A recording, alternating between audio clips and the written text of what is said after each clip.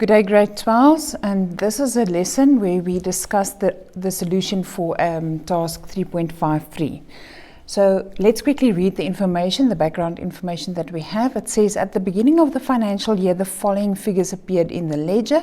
We had ordinary share capital, in brackets it shows 600,000 shares were issued and the value of it was 600,000 Rand. Then we also had an opening balance for retained income, which was 110,000 Rand. Then it says, show the net effect of the following transactions on the accounting equation. Assume that the bank balance is favorable at all times. Then transaction number, they give you a small example to show you how you must complete this form. And then transactions for the year ended February 28th, 20.2. Transaction number 1 says, the amount owed to SARS at the end of the 20.1 accounting period was paid 12,000 Rand. Now, I have drawn the account already. SARS income tax is the account. It is a liability. It's monies owed to SARS because it's got a credit balance showing then 12,000 Rand outstanding. Now, the transaction says that we are paying that amount. So, the moment we pay something, bank is involved, and when we pay, bank is credited. So then obviously the SARS income tax will be debited, meaning that we are closing off the balance of this account. We have paid the outstanding balance. So SARS income tax is the name of the account that will be debited. So SARS income tax debit. The amount that we paid is 12,000 Rand. It decreases our assets because the money comes from a bank account. And this liability is no longer there. So liabilities also decrease with 12,000 Rand. Okay. Number 2. Number 2 says, the amount owed to shareholders in respect of final dividends for 20.1 was paid 60,000 Rand. Now, once again, it means that in the previous financial year, we have declared dividends for our shareholders, but we have not yet paid it. So it's like a promise. And that also creates a liability in our business. So we have an account that is called shareholders for dividends, and this is where we record outstanding balances with regards to dividends that still need to be paid. So this is also a liability, monies that we owe. So the moment that we pay this, we are going to credit bank and debit the shareholders for dividends. So shareholders for dividends. Will be debited and bank will be credited because we are paying. And exactly the same as with the previous transaction, bank balance decreases with 60,000 Rand, therefore assets decrease and the liability no longer exists. It decreases with 60,000 Rand. That is transaction number 2. Number 3 says 120,000 new shares were issued at 130 cents per share. So if I issued 120,000 new shares at 120 cents, it means that I received 15.6 million cents. I want to convert that to Rand, so I'm going to divide by 100 to get Rands, and it shows that the total value that I got was 156,000 Rand. So if I sell shares, I receive money. If I receive money, bank is involved and it's being debited, and the money was received for ordinary share capital because we issued and sold shares. So ordinary share capital will be credited. Also, it's an owner's equity type of account, so credit entry makes sense there. What happens is the bank balance increased, therefore assets increase, and owner's equity also increased because we have issued more shares. Okay, that's number 3. Number 4. The first provisional tax payment for 20.2 was made 140,000. Now, I quickly want to remind you, how does the provisional tax payments work? The provisional tax payments works like this. In the beginning of the financial year, 6 months thereafter, we make our first provisional tax payment. Okay? We hand in management accounts, and based on that, we calculate the profit, and the percentage of the profit is then paid as a provisional or the first provisional tax payment. Now, this one is going to be 140,000 Rand. So we are paying this, therefore bank will be credited with 140,000 Rand, and SARS income tax will be debited with 140,000 Rand. This is bank. Now, SARS income tax can be either an asset or a liability account depending on the balance. If it has a debit balance, then obviously it's an asset. If it has a credit balance, then obviously it's a liability, money is owed.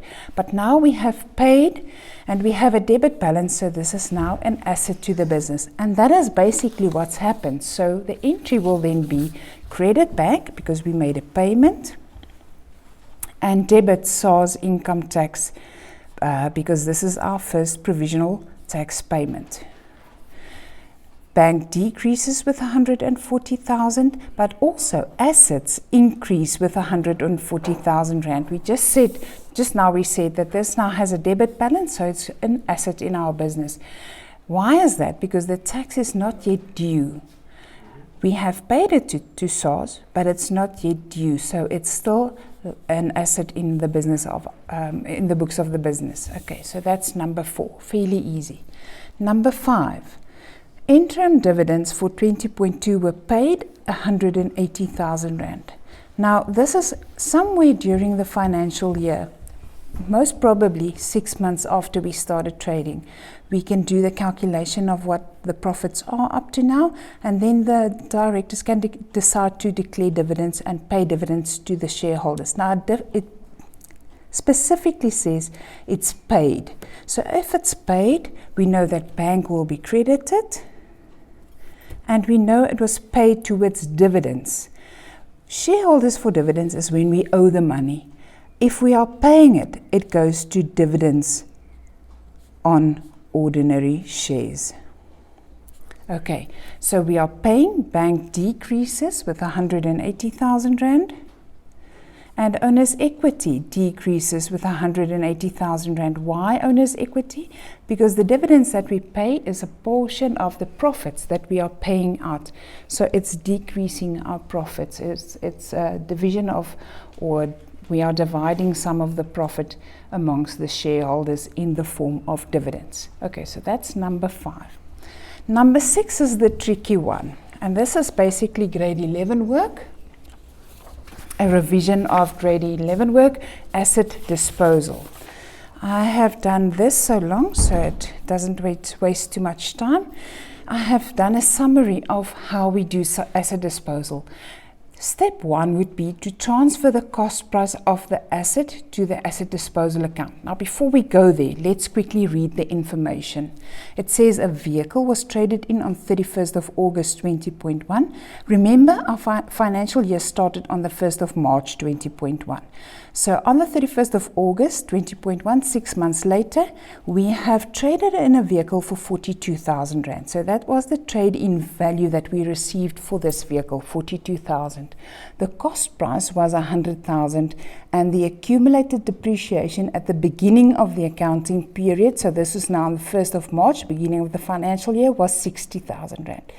The depreciation rate is 10% per annum on cost, and the cost of the new vehicle was 240,000, but this has not yet been paid. Okay, so if it's not been paid, we owe this. Okay, we got the vehicle, but we didn't pay, so we owe this. Okay, so step 1 would be to transfer the cost price of the asset from the asset account to the asset disposal account. Okay, so this is basically wrong. It should have been here. The balance is in the vehicles account, 100,000 Rand. And when we transfer this goes to asset disposal, 100,000, and this then says vehicles. Okay, because that's the contra entry. So asset disposal, the first entry is to transfer the cost price. Then number 2 says calculate outstanding depreciation for the year. Now we know that we sold this vehicle 6 months after we start with the financial year.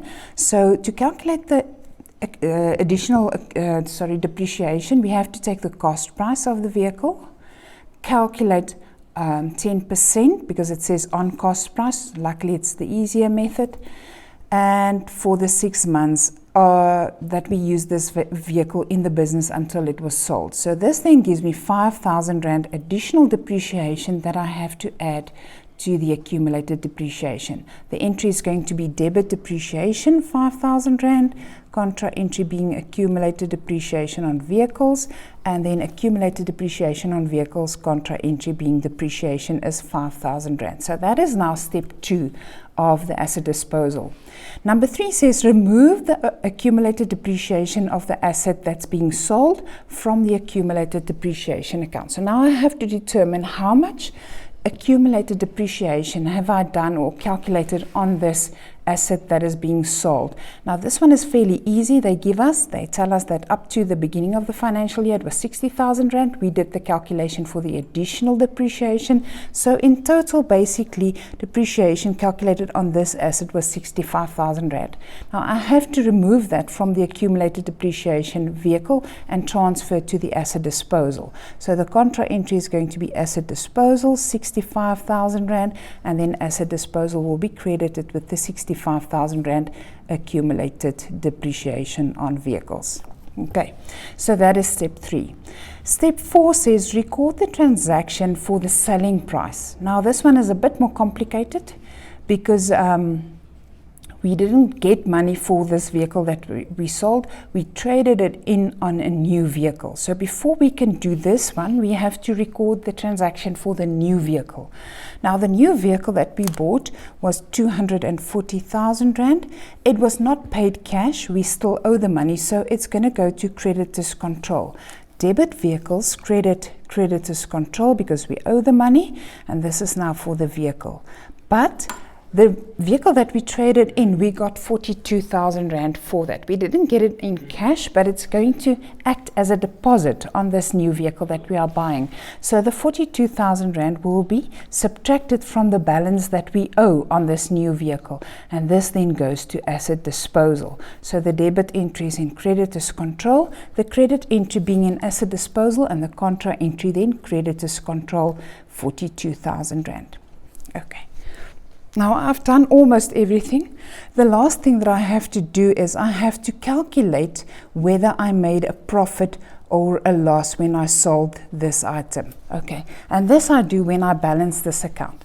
Now I've got 100,000 Rand on the debit side, and I have 65,000 plus 42,000 Rand. I have 107,000 Rand on the credit side. So obviously I have a 7,000 Rand balance on this side. Now the easiest way to determine whether this is a profit or a loss is to do the contra entry.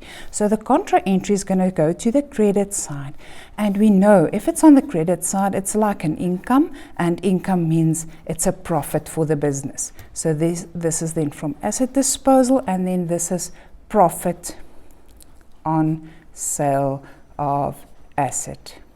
Okay, so now we've done the asset disposal, and we have to record the transactions into this accounting equation. So we're going to have lots of transactions. Number 6, we are going to have more than one entry for number 6. Number 1 would be the transfer of the cost price. So we say asset disposal was number 1, was debited, and vehicles were credited. We transferred the cost price of the item being sold or the asset being sold to the asset disposal account. Assets decrease with 100,000 Rand, and now I was thinking about this asset disposal account. What type of account is this? And it's not entirely clear. I even went back to the grade 11 textbook. All I could think is that it's like an asset account, but also like an income or expense account, because we are transferring the asset, we are minusing the accumulated depreciation, therefore calculating the carrying value, but we are also determining whether we made a profit or a loss.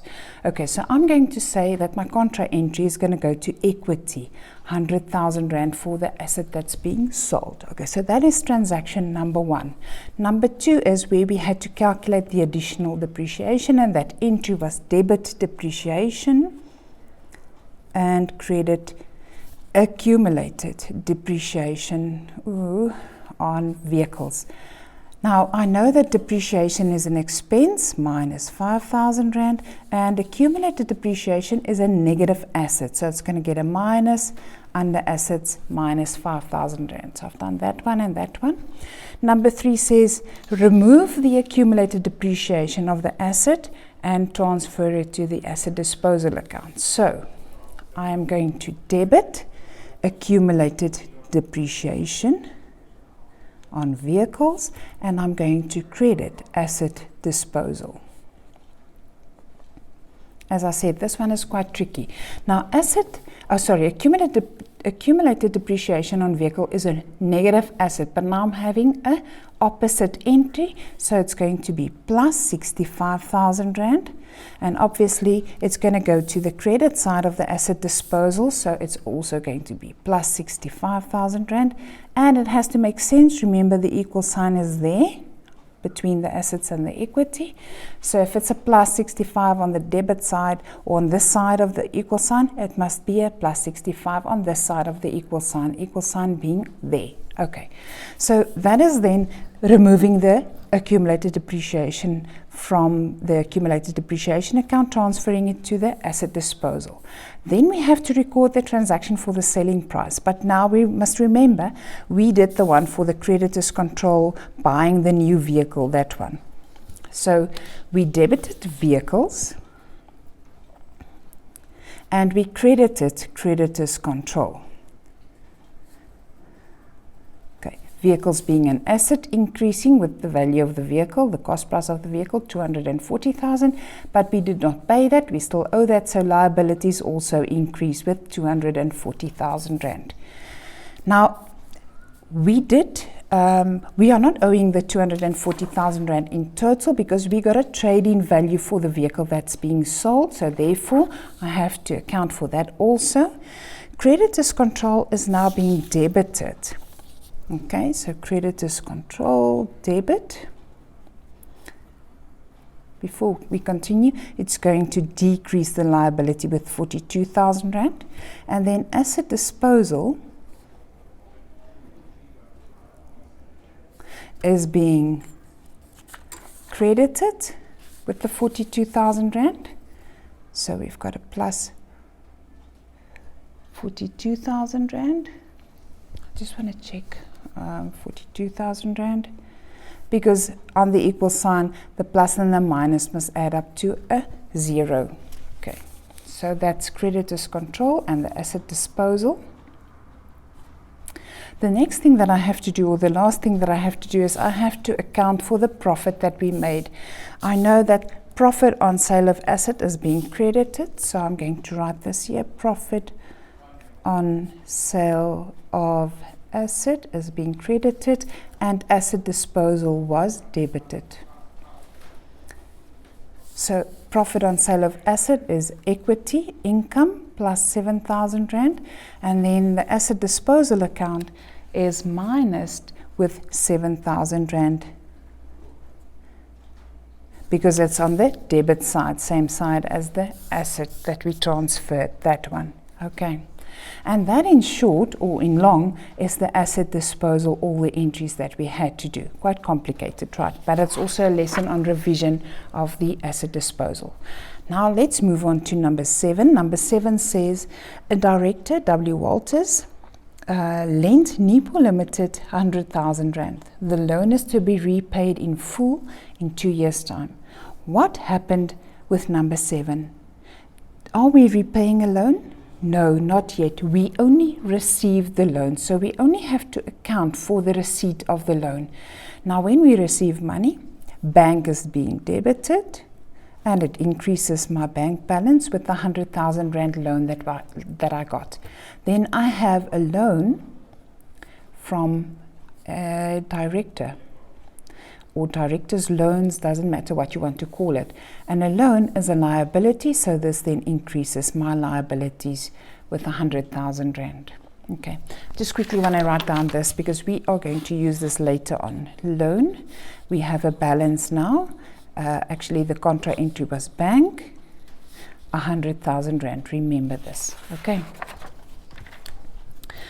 And that's all that happened with number 7, as we received the loan from the director. Number 8 says, the second provisional tax payment of 115,000 Rand was made for the 20.2 accounting period. So we paid the money, bank is therefore credited, and the money is paid to SARS income tax account. And the amount that we paid was 115,000 Rand. So now we are paying, so it decreases the bank balance, but we're also creating an asset, 115,000 Rand. I quickly want to remind you about this. We had SARS income tax, that was our first provisional tax payment. Now we have a second provisional tax payment of 115,000 Rand. Income tax is not yet calculated. These are basically just my provisional tax payments before the end of the financial year. Number 9, final dividends of 90,000 Rand were declared at the end of the year. Did we pay it? Not yet. We declared it. So it means that we promised that we will pay the money to the shareholders once we have available cash. So if we declare dividends, the entry is going to be, this is SARS, it's going to be dividends on ordinary shares will be debited, but because we are not paying, we are creating a liability. We are calling this shareholders for dividends. This is not like an expense, it's division of profits, therefore it's decreasing my owner's equity with the 90,000 Rand that I'm going to distribute, profits that I'm distributing, and I'm creating a liability, so I owe the 90,000 Rand that I declared with regards to dividends. So debit dividends on ordinary shares, credit shareholders for dividends, equity minus 90,000 Rand, because this is going to come from my profits, and because I did not pay it yet, it's creating a liability, therefore it increases my liabilities with 90,000 Rand. Number 10. The income tax must be brought into account at 30% of the net profit, and the net profit was calculated to be 900,000 Rand. I'm back to this account. Profits, 900,000 Rand, 30% on that. If I do the calculation, I'm sure it's going to be 270,000 Rand. So this means I owe SARS, the money that I have to pay to it, SARS, is 270,000 Rand. But I have made provisional tax payments already of 140 and 115,000 Rand. So of that 270,000 Rand that I owe, I have already paid 140,000 Rand and 115,000 Rand. Unfortunately, it leaves me with another 15,000 Rand that I owe. So the entry is going to be for, this is number 10. So the entry for number 10 is going to be debit income tax with the 270,000 Rand and credit SARS income tax with 270,000 Rand. But when I balance this, unfortunately, I still owe a 15,000 Rand.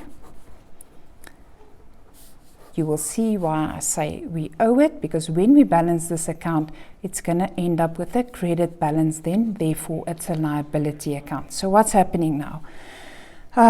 SARS income tax was an asset account up to now, but if we square up this was 265,000 Rand.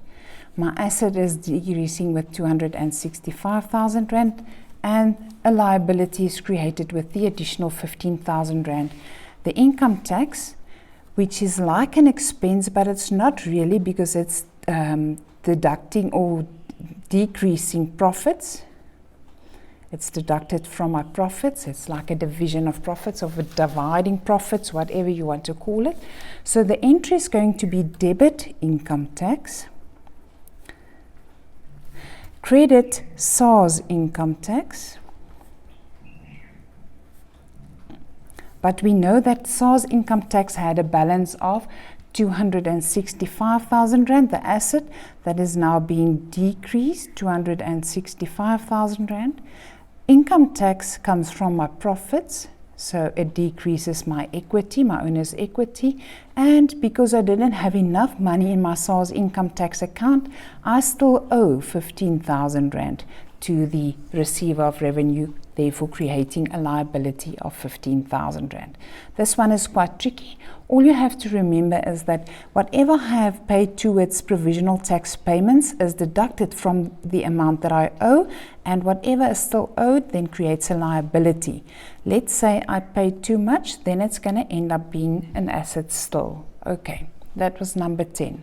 11 says, in terms of the authority given to them at the AGM, the Board of Directors agreed to W. Walters' proposal to convert his loan into share capital, and he was issued 80,000 new shares. Okay, so let's come back to this loan account. So we owe the director, W. Walters, the 100,000 Rand, but he's decided now he doesn't want the money. He wants to trade this for shares. Okay, so what's going to happen? We will have an ordinary share capital account. Sorry, handwriting is terrible. And this loan is not paid. Normally, if we paid it, it's going to be bank, credit, loan, debit. But now we're not paying it. We are trading it for shares. So now it's going to say ordinary share capital, 100,000 Rand. Therefore, clearing out the loan, we no longer owe anything, but now we have issued more shares. Okay, and it increases my share capital. So the contra entry is going to be loan. So if I go back to my accounting equation, I know that loan will be debited and ordinary share capital will be credited with the amount. Okay, loan is a liability that is being decreased, and ordinary share capital is owner's equity that is increasing. Okay. Number 12 says, Nipo Pty Limited purchased 100,000 shares in another company, Kaaba Limited, at R4.80 each. So if we purchased 100,000 shares at R4.80, it means that we paid 480,000 Rand for the shares. Okay, so if we paid, we know bank will be credited, and we paid this towards shares in Kaaba Limited. Okay, this is like an investment. Okay, therefore bank is credited, and this investment is an asset in our business increases. So bank is going to minus with the 480,000 Rand, but our investments, being an asset, will also increase with 480,000 Rand. Okay, 480,000, that's what it says there. If you can't see, something wrong with your eyes, ne? Okay, the last transaction. Now, this one is a bit tricky, but luckily it revises repurchase of shares. And it says, number 13, a dissatisfied shareholder asked the company to repurchase his 30,000 shares from him. This was agreed to by the directors, and a direct transfer of 45,000 Rand was made to him on the last day of the financial year. Now it says, hint, refer to the opening balance and the transactions 3 and 11 above to calculate the average issue price. Now before we do anything, let's find a blank paper. With the repurchase of shares, I know 2 things happen. 3 things actually happen. We pay the shareholder, and in this case we paid him 45,000 Rand for 30,000 shares. How much did we pay for one share? R1.50 for a share. How did I get that? I took 45,000 Rand that we paid, divided by the amount of shares that we repurchased, so we paid R1.50. Now I have taught you that this R1.50 comes from 2 places. Yes, I know it comes from the bank account, but the money is found in 2 places. Number 1, we find in the ordinary share capital account, the average issue price. And then the amount above the ordinary, average issue price comes from the retained income. Okay, so does this make sense? Maybe not yet. Before we can continue, we have to calculate the average issue price. Now, how do we do that? We say that initially, when we started at the beginning of the year, information given says that we have issued 600,000 shares at a value of 600,000 Rand. Okay, now don't write the R there, just do it like this. We're going to have an amount column, and we know this is Rand value. Then it says, on the 3rd, we have sold an additional amount of shares. We have sold 120,000 shares, and we got 156,000 Rand for it. We sold one share for 1 Rand 30. Okay. We received in total 156,000 Rand. Then, in transaction 11, we converted that loan from the director to shares. And it says we issued him, or we gave him 80,000 shares for the 100,000 Rand that he lent to us, and we didn't repay, we swapped it for shares. So if I do this calculation, how much did he actually pay in... not really pay, but gave us the loan, and then we didn't repay that, but we gave him shares. The 100,000 Rand divided by the amount of shares that we gave him says that he paid 1 Rand 25 Rand, or one share's purchase price is 1 Rand 25. Doesn't really matter, it's just interest sake. So if I want to calculate the average issue price, I have to calculate and see what is the total Rand value that I have versus the amount of shares. Now, if I do this calculation, 600, 720, 800,000 shares were issued, and the total Rand value is 600,000 plus the 156,000 plus the 100,000 for that loan, and it looks like total share value is 856,000 Rand. Can I now calculate the average issue price for one share? Yes, I can. I say 856,000 Rand in total for 800 shares gives me an average of 1 Rand and 7 cents. And this is the average issue price. Issue price. Okay. Now we have to determine what is the amount above the average issue price that we paid for each of those shares. Now we know that we have paid 1 Rand 50 for one share. The average issue price was 1 Rand 7. So we paid more. Let's see, 1 Rand 50 minus 1 Rand and 7 cents average issue price. It means that we paid 43 cents per share over and above the average issue price. Now we repurchased 30,000 shares, therefore we paid, let's see, 0.43 times 30,000 shares that we repurchased, we paid 12,900 Rand over and above the average issue price. Now let's quickly calculate what was the amount that we paid. We repurchased 30,000 shares times the average issue price, and that is going to be times 1.07, 32,100. Okay, so these are the important amounts that I need. This is the average issue price for the 30,000 shares that we are repurchasing or repurchased, and this is the over and above amount. So this comes from the retained income account, and this comes from ordinary share capital account. Okay, so the entry is going to be credit bank because we paid for it, and we paid 45,000 Rand, so therefore the bank balance will decrease with 45,000 Rand. Now I got the money that I had to pay from two accounts. I got it from ordinary share capital,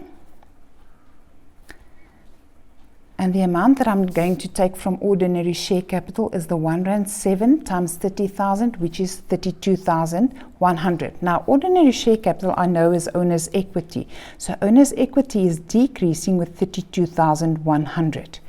Also, the rest of the money I got from the retained income. Retained income is also being debited, and because this is an owner's equity account, it is decreasing with the 12,900 Rand. These two amounts must add up to this amount. And it does. We have done the calculation. So I have paid for the shares that we repurchased, 45,000 Rand, but we got the money from ordinary share capital, the average issue price for the 30,000 shares, and the amount over and above was taken from the retained income, 12,900 Rand. Now, what is this? This is profits that's not been distributed in the past. It's like a reserve, but it is the owner's equity. It's the retained income is undistributed profits. That is basically the shareholders. So that is why when we repurchase shares, we don't normally pay the average issue price. We pay a little extra, giving them the profits that were not distributed among shareholders previously. I hope this helps.